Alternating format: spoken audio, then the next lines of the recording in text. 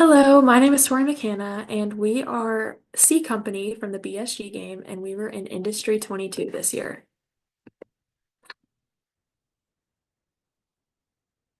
And so first, we're going to go over an introduction and talk about what roles each person did during the semester.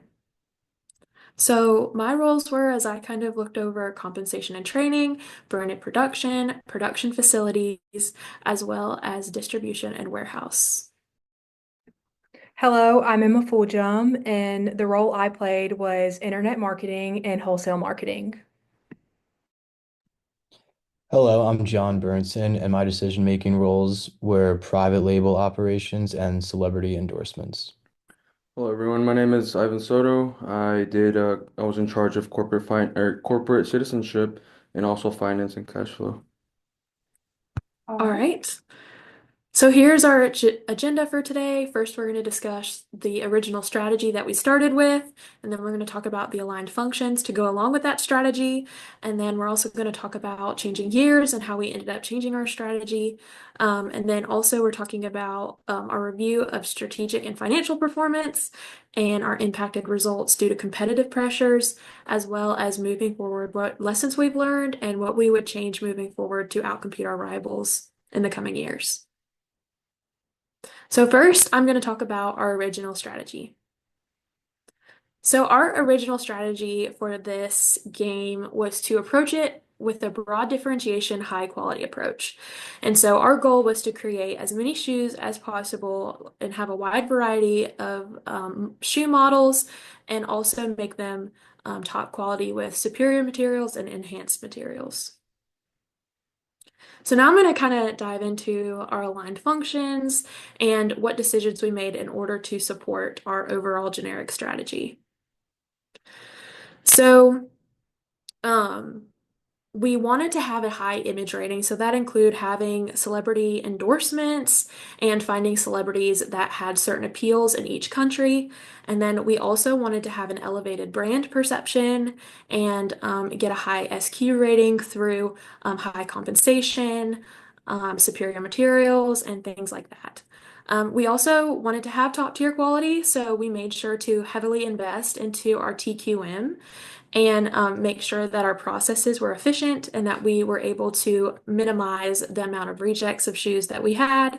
And then we also made sure to develop our product. So the first 2 years, we were trying to increase the percentage of the superior materials and the enhanced materials on our shoes and try to make the shoes better than the year before. We also wanted a strong internal culture and a culture of accountability. And so our employee training, we maxed that out at 7,500 just in order to invest in our employees and just to overall have a good company culture all around. And then our marketing priority was North America. We wanted to stay top of mind in North America. And we also saw that advertising heavily in North America, it really benefited our revenues, our net profit, and our EPS overall. And then our goal was also to just have the highest ROI in the region for North America. We also, starting out, we decided to have 350 pairs of shoes, and that would be our product depth, or our product breadth. And so that's how we started out. And our intent was to have a surplus of shoes, and the surplus of shoes, so we wanted to produce more than what the anticipated demand was, so that way we had enough shoes for private label and for clearancing. We also wanted to pursue, and I touched on this on the slide before, but celebrity contracts. So our goal was just to try to get as many celebrities as possible and try to win those bids. And we also wanted variety in terms of their popularity. So, for example, we wanted a celebrity that maybe had 100 in North America and then find another celebrity that maybe had 100 in South America or Europe, Africa, in order just to find different celebrities that had high appeals in each region that we were selling our shoes in. We also, for corporate social responsibility, we decided not to invest in that starting out because we wanted to maximize our EPS and our net profits, and so we couldn't do that by we're already investing a lot in TQM and enhanced and superior materials, so it didn't make any sense to start our corporate social responsibility initiatives yet. And then Also, we decided, as I touched on this on the slide before, we were clearancing our shoes, so we wanted to clearance some of our surplus and try to make some extra cash that first year. And then for our brand advertising, we spent the most in advertising, like I said, in North America. And so starting out, we started with 18,500 in North America, and that really paid off in the first year, heavily advertising in that region. We also, because of our broad differentiation, high quality strategy, we priced our shoes at $82. We wanted to price them on the more expensive side, and then our plan was as we increased enhanced materials, we were going to increase our price. And then our wholesale price was $55, which was again 40% below our retail price. And our goal in the wholesale segment was to increase our market share as much as possible. And we also invested heavily in retailer support.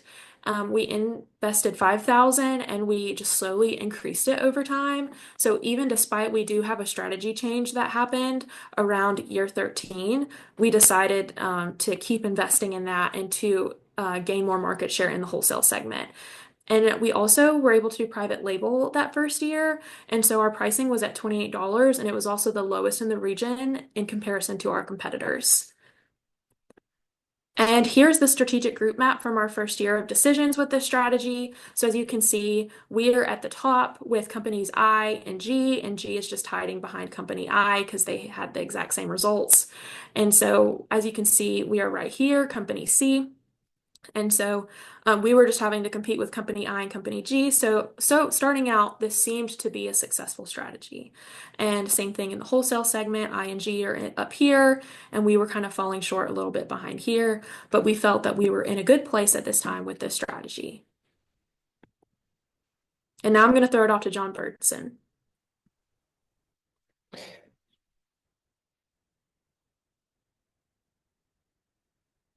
So we changed our approach after our original approach was starting to show its limits as we were focusing on broad differentiation, but still trying to maintain some higher end features. The problem was the costs were too high and wasn't giving us a strong enough return. That is when we decided to pull back on enhanced and superior materials. It was a necessary choice that we had to make in our approach because we wanted to keep our strategy broad, still reaching a wide customer base, but with a sharper eye on affordability as well as efficiency. This shift allowed us to cut production costs and focus more on managing our capacity and expanding into new markets such as Latin America. At the same time, we knew changing strategy mid-game comes with risks, especially with our image rating. So to make up for the drop in product quality perception, we invested in corporate citizenship initiatives to balance it out and protect our brand reputation. It was all about being flexible and thinking long term, even if it meant stepping away from our original approach. And now I'm going to talk about a review for our strategic and financial performance. So the financial review for our team. So first of all, talking a little bit more about corporate citizenship. Like my partner said, we were trying our best to keep our foot in that area as well.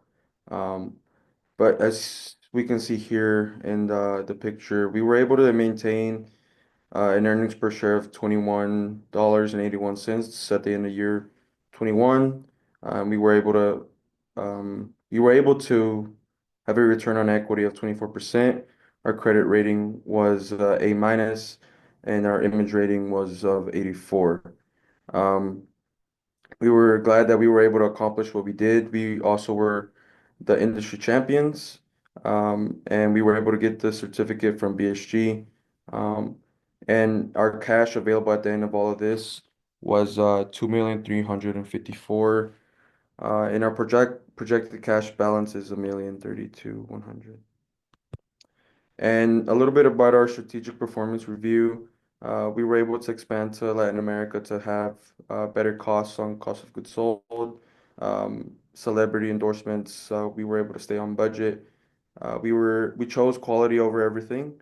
And again, last corporate citizenship, we did what we could to keep a good corporate citizenship rating. Jumping into impacted results. There were several strategic changes that took place between years 12 and 13. We noticed in year 12 that companies D, I, A, and G were beginning to implement that same broad differentiation strategy, the high quality strategy that we were also implementing. The competition appeared to start to tighten up with this strategy that we had chosen, and we really had to step back and rethink our strategy as a whole. And due to these changes, we changed our strategy. We still implemented that broad differentiation. We increased the amount of shoes being produced, and we decreased our quality overall. Here's a little visual of our year 13 strategic change. We tried to position ourselves at the bottom right of the graph. We still use that broad differentiation strategy, but we decided to go lower quality this time around. This was a less saturated market. There were less people competing in this market with us, so we felt that was what was we needed to do to win overall. We also felt that this strategy supports scalable production and also expands customer reach. And moving forward, we found that there needs to be construction of new facilities. The best way to outcompete our rivals would be to expand facilities if possible. Also increase the demand and appeal through more celebrity deals. We found that to be very beneficial. Start to decrease slightly retailer support. That worked really well for us. And continue to invest higher amounts in North America towards search engine advertising and brand advertisements. Overall, what we learned from this was we felt like we did have a winning strategy. We stayed true to our core strategy, which was broad differentiation. We aligned our functions around our strategic goal, but we adapted our strategy throughout the game.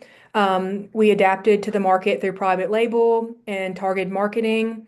The one pitfall that we felt we had was we overlooked private label potential. We could have expanded more, and also overspending on high-end materials when slightly lower quality fit the strategy overall. Thank you.